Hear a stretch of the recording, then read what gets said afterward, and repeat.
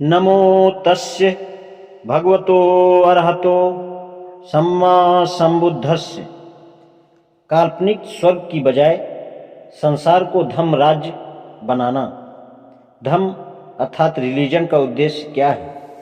भिन्न भिन्न धर्मों ने इस प्रश्न के भिन्न भिन्न उत्तर दिए हैं। आदमी को ईश्वर प्राप्ति के मार्ग पर लगाना और उसे अपनी आत्मा के मोक्ष का महत्व समझाना ही इस प्रश्न का एक सामान्य उत्तर है जो दिया जाता है। बहुत से धर्म तीन राज्यों की बात करते हैं। एक स्वर्ग का राज्य कहलाता है, दूसरा पृथ्वी का राज्य कहलाता है, तीसरा नरक का राज्य कहलाता है।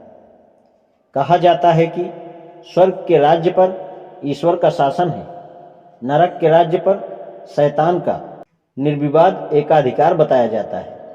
पृथ्वी के राज्य के बारे में विवाद है, इस पर शैतान का अधिकार नहीं है। साथ साथ इसे ईश्वर के राज्य के अंतर्गत भी नहीं माना जाता है।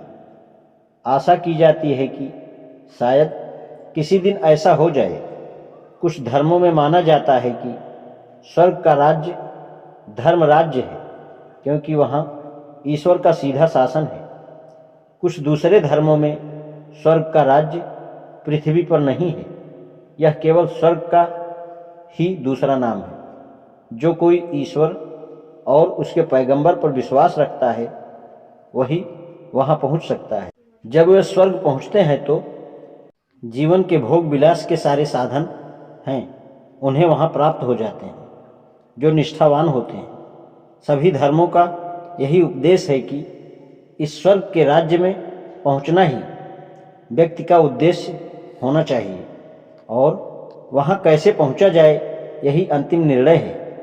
धर्म रिलीजन का उद्देश्य क्या है? इस प्रश्न का बुद्ध ने सर्वथा भिन्न उत्तर दिया। भगवान बुद्ध ने लोगों से यह कभी नहीं कहा कि उनके जीवन का उद्देश्य किसी काल्पनिक स्वर्ग की प्राप्ति होना चाहिए।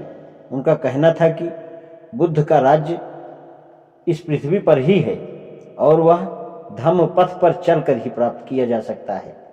उन्होंने लोगों से कहा कि यदि वे अपने दुख का अंत करना चाहते हैं तो हर किसी को एक दूसरे के साथ सदाचारपूर्ण व्यवहार करना सीखना चाहिए और इस प्रकार पृथ्वी को धम्म राज्य बनाना चाहिए।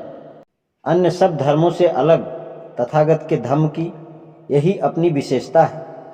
तथागत का धम्म में पंचशील, अष्टांगिक मार्ग और परमिताओं पर जोर देता है। भगवान बुद्ध ने इन्हें अपने धम्म का आधार क्यों बनाया? क्योंकि यही केवल एक ऐसा जीवन मार्ग है जो व्यक्ति को सदाचारी बना सकता है। एक व्यक्ति का दूसरे व्यक्ति के प्रति अनुचित व्यवहार का परिणाम ही दुख है। केवल सदाचार ही इस अनौचित्य और उसके परिणाम स्वरूप होने वाले दुख को दूर कर सकता है। आज इतना ही। नमो बुद्धाय।